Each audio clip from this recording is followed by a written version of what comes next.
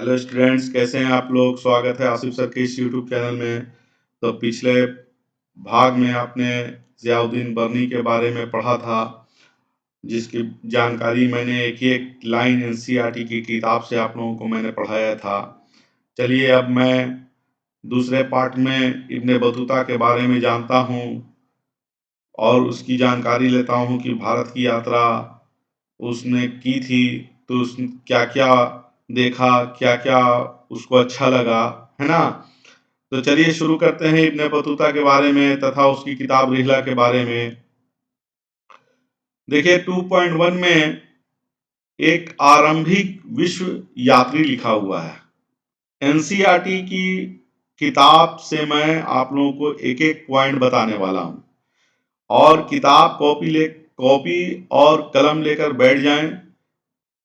और अगर बुक भी अगर एनसीईआरटी की है तो वो भी लेके आप लोग सामने बैठ जाएं, ठीक है।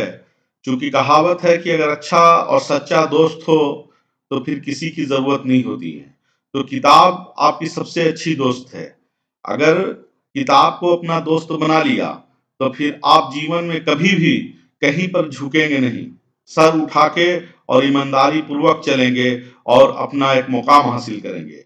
तो चलिए इब्ने बतूता के बारे में हम लोग जानते हैं। इब्ने बतूता द्वारा अरबी भाषा में लिखा गया उसका यात्रा वृत्तांत, जिसे रिहला कहा जाता है। अब यहाँ पे एक पॉइंट हो गया, है ना, कि रिहला किसका यात्रा यात्रा वृत्तांत है, तो इब्ने बतूता का है। और ये कौन सी भाषा में लिखा गया है, तो अरबी भाषा में लिखा गया है। 14वीं शताब्दी में 14वीं शताब्दी में भारतीय उपमहाद्वीप के सामाजिक तथा सांस्कृतिक जीवन के विषय में बहुत ही प्रचुर तथा रोचक जानकारियां देता है। इब्ने बतूता 14वीं शताब्दी में भारतीय उपमहाद्वीप के बारे में सामाजिक और सांस्कृतिक यानी कल्चर का भी बता रहा है और समाज का भी, सोशल भी बता रहा है, के विषय में बहुत ही जानकारी देता है। कौन दे रहा है ये जानकारी? Ibn Battuta. इब्ने बतूता की कौन सी किताब है, तो रिहला है, यात्रा वृत्तांत है उसका। और कौन सी भाषा में लिखा है उसने, तो अरबी भाषा में लिखा है। कौन सी शताब्दी में, तो 14वीं शताब्दी में, है ना।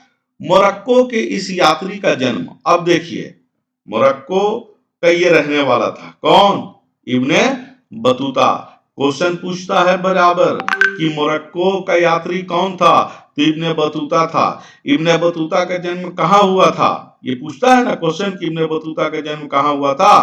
तो मोरक्को के इस यात्री का जन्म तंजीर के सबसे सम्मानित तथा शिक्षित परिवारों में से एक, जो इस्लामी कानून अथवा शरिया पर अपना विशेषज्ञता के लिए प्रसिद्ध था, बहुत ही पढ़ी लिखी फैमिली से ये था, है ना।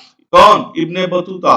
और इसका जन्म जो हुआ तंजीर में हुआ, मोरक्को का यात्री था, मोरक्को के एक शहर तंजीर में इसका जन्म हुआ था। किसका? इब्ने बतूता का।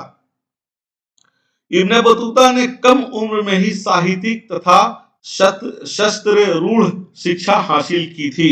इस तरीके से इब्ने बतूता के घर में भी उसका पूरा महिला का परिवार पढ़ा हुआ था।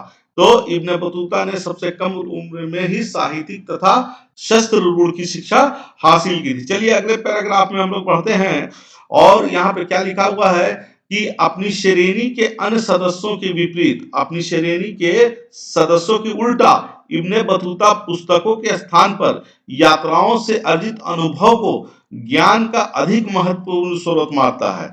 वो कहता है कि किताब का पढ़ने से कुछ नहीं, मैं जाऊंगा और हर जगह जा जाकर घूम घूम कर और उसका अनुभव लेकर मैं अपनी उसको यात्रा के बारे में बताऊंगा कि कौन कहाँ पर साहित्यिक, कहाँ पर सामाजिक, कहाँ पर आर्थिक रूप से लोग परिपक्व थे, है ना।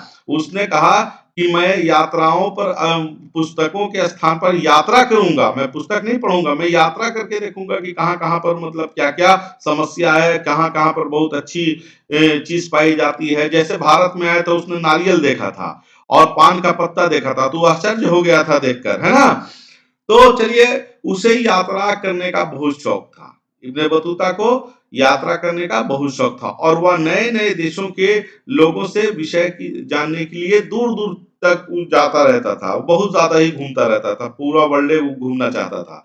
1332 से 33 में भारत के लिए प्रस्थान करने से पहले, अब देखिए यहाँ पर क्वेश्चन बन गया, भारत से प्रस्थान करने से पहले 1332 से 1333 में से पहले वह मक्का की तीर्थ यात्रा पर गया और सीरिया, इराक, फारस, यमन, ओमान तथा पूर्वी अफ्रीका के कई तटीय व्यापारिक बंदरगाहों की यात्राएं कर चुका था। यानी 32 से 33 से पहले वो मक्का भी गया, सीरिया भी गया, इराक भी गया, फारस भी गया, यमन भी गया, ओमान भी गया और पूर्वी अफ्रीका के कई तटीय व्यापारिक बंदरगाहों की यात्राएं वो कर चुका था। उसके बाद क्या हुआ कि मध्य एशिया के रास्ते से होकर इब्ने बतूता सन 1333 में स्थल मार्ग से सिंध पहुंचा। समझ में आई बात? कब आया? सिंध 1333 में। कौन से रास्ते से? स्थल मार्ग होते हुए मध्य एशिया के रास्ते, मध्य एशिया के रास्ते होकर इब्ने बतूता 1333 में स्थल मार्ग के जरिए वो सिंध पहुंचा था। उसने दिल्ली के सुल्तान मोहम्मद बिन तुगलक, अब देखिए यहां पर एक पॉइंट बहुत वीवीआई बन गया, कौन सा इसके समय में सुल्तान था दिल्ली का? तो मोहम्मद बिन तुगलक। उसने दिल्ली के सुल्तान मोहम्मद बिन तुगलक के बारे में सुना था और कला और साहित्य के दयाशील संरक्षक के रूप में उसकी ख्याति से आकर्षित होकर बतूता ने मुल्तान और उच्च के रास्ते होकर दिल्ली की ओर प्रस्थान किया था। मतलब उसने मोहम्मद बिन तुगलक के बारे में बहुत ज्यादा ही तारीफ सुनी थी, तो उसने कहा कि कैसा बादशाह है भाई, मैं जल के मिलूंगा। तो वो रास्ते से, कौन से रास्ते से? मुल्तान और उच्च के रास्ते होकर दिल्ली की ओर चल दिया। सुल्तान उसकी विद्वता से प्रभावित हुआ और उसे दिल्ली का काजी नियुक्त कर दिया, है ना? दिल्ली का काजी किसने नियुक्त किया था इब्ने बतूता को?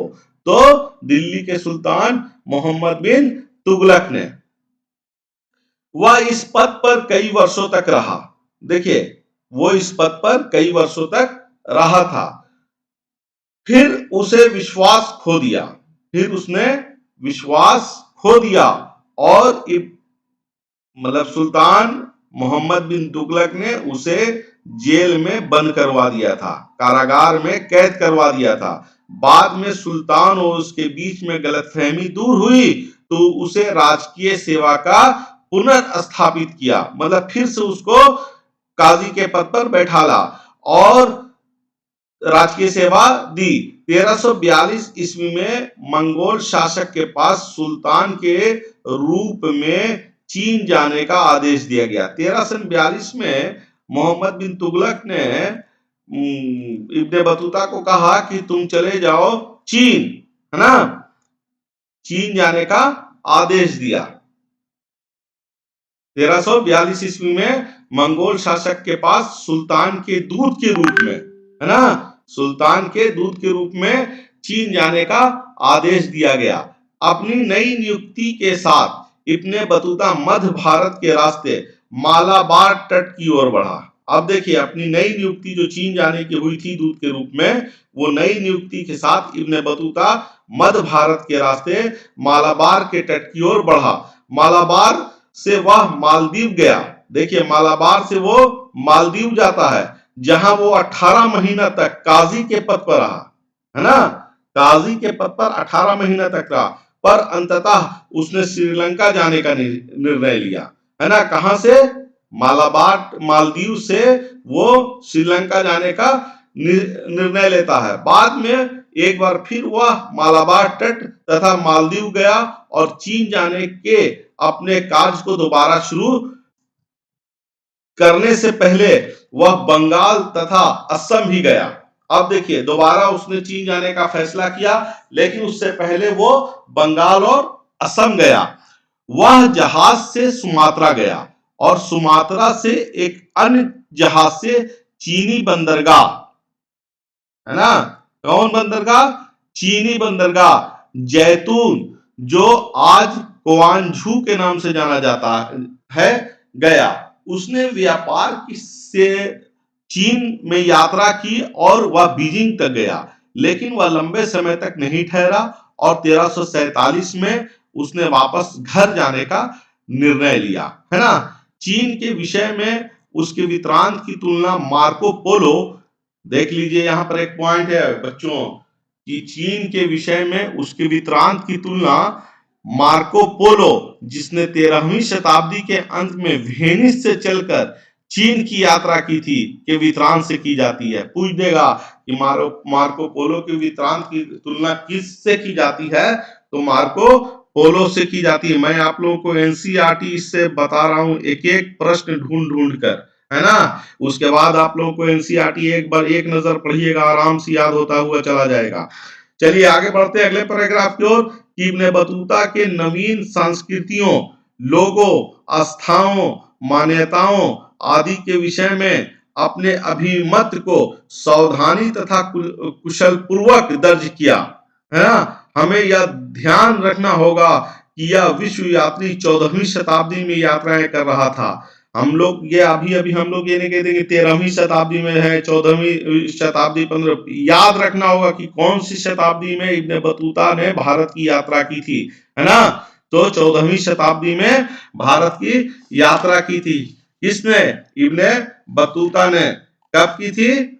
मैंने बार बार पढ़ाया है आप लोगों की, अलबरूनी का अगर जिक्र है तो वो 11वीं शताब्दी में यात्रा की थी, उसमें 2 साल जोड़ दीजिए तो 14वीं शताब्दी में इब्ने बतूता आया था, उसमें 2 साल जोड़ दीजिएगा तो 17वीं शताब्दी में बार्नियर ने भारत की यात्रा की थी।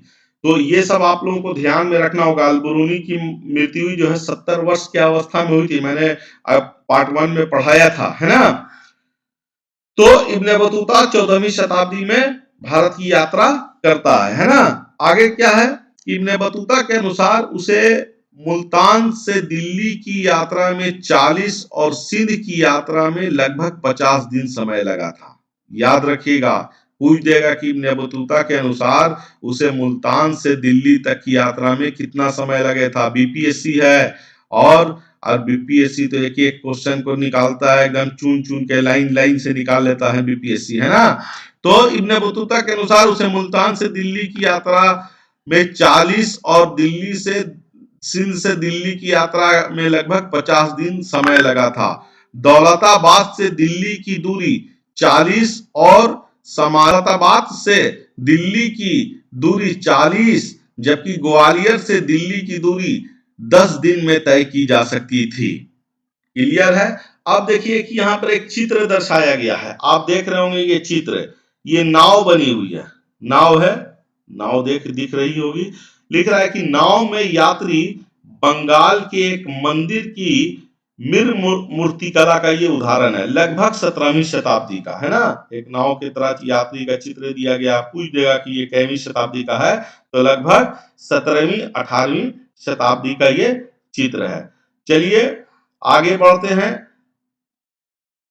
आगे बढ़ते से पहले एकाकी यात्री रिहला की एक छोटा सा उदाहरण दिया गया है कि लंबी यात्राओं में लुटेरे ही एकमात्र खतरा थे। जब नाव वगैरह से सफर लोग करते थे तो उसको भी लूट लिया जाता था। लुटेरे बहुत ज्यादा फेमस थे, जबकि उसमें भी इब्ने बतूता की भी जान बची थी और इसके कई साथियों को मार दिया गया था ना। उसमें एक इब्ने बतूता था जो जख्मी हालत में वहां से भागा था। तो लंबी यात्राओं में लुटेरे ही एकमात्र खतरा नहीं थे, यात्री गिरफ्तार हो सकता था और बीमार हो सकता था। यह रीला से लिया गया एक उदाहरण है। मुझे जोर ने यानी बुखार ने जकड़ लिया था और मैंने अपने आप को कमजोरी के कारण गिरने से बचाने के लिए पगड़ी के कपड़ों को जीन से बांध लिया। अंततः हम ट्यूनिस शहर पहुंचे और वहां के निवासी शेख और काजी के पुत्र का स्वागत करने के लिए बाहर आए। वे हर ओर एक दूसरे के लिए अभिवादन और प्रश्नों के साथ आगे आए, लेकिन उनमें से किसी ने भी मेरा अभिवादन नहीं किया, क्योंकि वहां कोई भी ऐसा नहीं था जिससे मेरा परिचय हो। वहां यह नोन था, कोई उसको जानता ही नहीं था। अपने एकाकीपन से मैं इतना उदास हुआ कि अपनी आंखों में आए आंसुओं को रोक न सका और बहुत रोया। पर एक तीर्थ यात्री मेरा कुंठा का कारण जानकर मेरे पास आया और अभिवादन किया। ये जब शहर पहुंचा ट्यूनियस, तो यहाँ वह अपने आप को बहुत बोरिंग समझने लगा। अब हम ही लोग मान लीजिए किसी नए शहर में जाएं और वहां हमसे कोई बातचीत करने वाला ना रहे, तो बड़ा घबराहट सी होती कि अरे बाप, मैं यहाँ कहाँ आ गया, कैसे रहूंगा कुछ।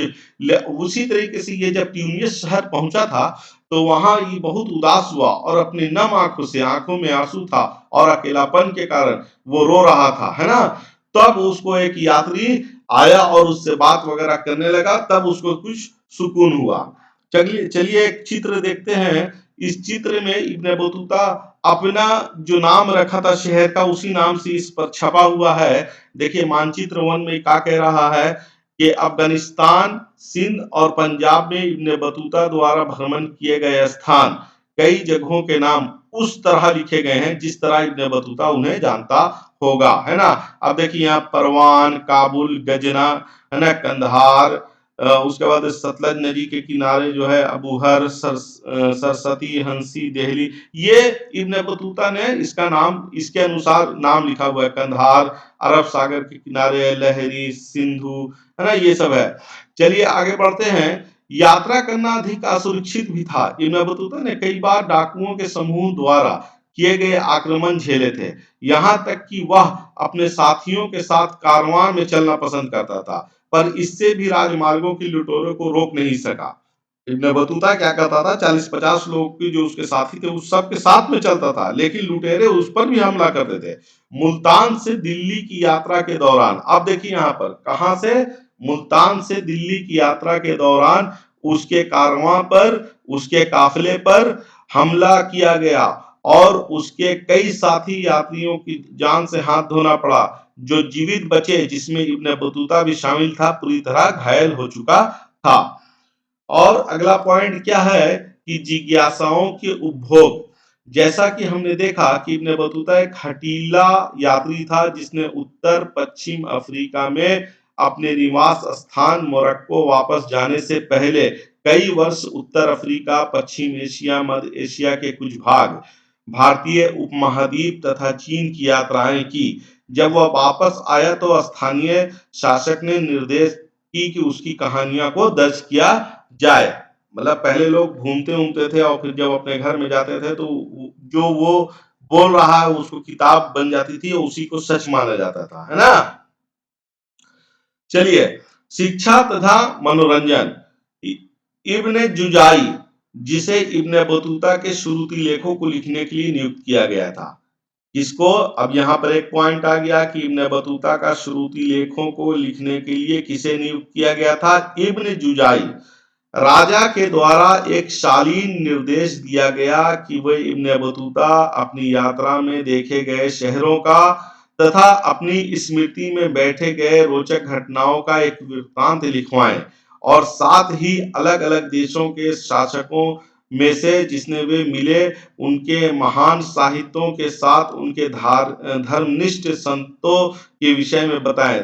तदनुसार उन्होंने इन सभी विषयों पर एक कथानक लिखवाया जिसके मस्तिष्क को मनोरंजन तथा कान और आंख को प्रसन्नता दी, मतलब खुशियां दी। साथ ही उन्होंने कई प्रकार के असाधारण वितरण जिनके प्रतिपादन में लाभप्रद उपदेश मिलते हैं दिए तथा असाधारण चीजों के बारे में बताए जिनके संदर्भ में अभिरुचि जगी। अब इब्ने जुजुई ने इब्ने बतूता से पूछा कि आपने क्या क्या देखा, वहां के राजा के बारे में, वहां की संस्कृति के बारे में, वहां के धर्म के बारे में, जो जो आपको अच्छा लगता गया आप, या जो अच्छाई थी, जो कमी थी, आप वो सब लिखवाते रहिए। तो एक पॉइंट यहाँ पर बड़ा अच्छा लगा कि इब्ने बतूता के शुरुती लेखों को लिखने के लिए किसे नियुक्त किया गया था, तो इब्ने जुजाई को, है ना। चलिए नेक्स्ट की तरफ बढ़ते हैं हम लोग। इब्ने बतूता के पद चिन्हों पर एक कॉलम यहाँ पे क्या आ रहा है, इब्ने बतूता के पद चिन्हों पर 1400 से 1800 के बीच भारत आए यात्रियों ने फारसी में कई यात्रा वृत्तांत लिखवाए। उसी समय मध्य एशिया, ईरान, ऑटोमन साम्राज्य की यात्रा करने वालों ने भी कभी कभी अपने अनुभव लिखे। इन लेखकों ने अलबरूनी और इब्ने बतूता के पदचिन्हों का अनुसरण किया। इनमें से कुछ ने इन पूर्ववर्ती लेखकों को पढ़ा भी था। इससे इनमें से सबसे प्रसिद्ध लेखक अब्दुल रज्जाक समरकंदी, जिसने 1440 के दशक में दक्षिण भारत की यात्रा की थी। अब यहाँ पर अब्दुल रज्जाक समरकंदी कहाँ की यात्रा की थी? तो दक्षिण भारत की यात्रा की थी, है ना। महमूद वली बल्खी, जिसने 1620 में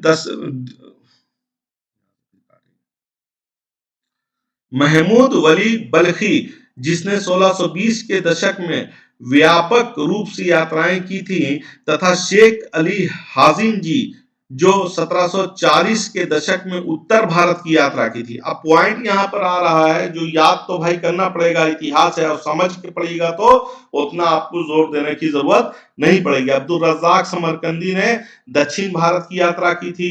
महमूद वली बल्खी, जिसने 1620 के दशक में व्यापारिक रूप से यात्राएं की, तथा शेख अली हाजिन, जो 1740 के दशक में उत्तर भारत की यात्रा की थी, शामिल हैं। इनमें से कुछ लेखक भारत से सम्मोहित थे, और यहां तक कि उनमें से एक महमूद बल्खी ने तो कुछ समय के लिए सन्यासी भी बन गया था। कुछ अन्य जैसे ये हाजिन भारत से निराश हुए और यहां तक कि घृणा भी करने लगे।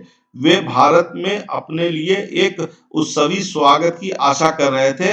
उनमें से अधिकांश ने भारत को अचंभों के देश के रूप में देखा। देखिए, एक कौन थे जिसने यहाँ अपना जो है, एक महमूद बल्खी थे, है ना, महमूद बल्खी, जो यहाँ सन्यासी कुछ दिन के लिए बन गए थे। और एक थे हाजिन, हाजिन शेख अली हाजिन, जो भारत से निराश हुए और यहाँ तक कह दिया कि भारत से वो घृणा भी करने लगे। होता है, किसी को पसंद आया, किसी को ना पसंद आया, है ना। वो सोच रहे थे कि मेरा भारत में हार्दिक रूप से स्वागत होगा, इनका स्वागत नहीं हुआ, तो इन्होंने बुराई स्टार्ट कर दी। चलिए, ये चित्र देखिए, एक चित्र में दिखाया गया 5.5 में, ये 18वीं शताब्दी का एक चित्र है, जिसमें यात्रियों को आग के आसपास इकट्ठा हुआ दिखाया गया है।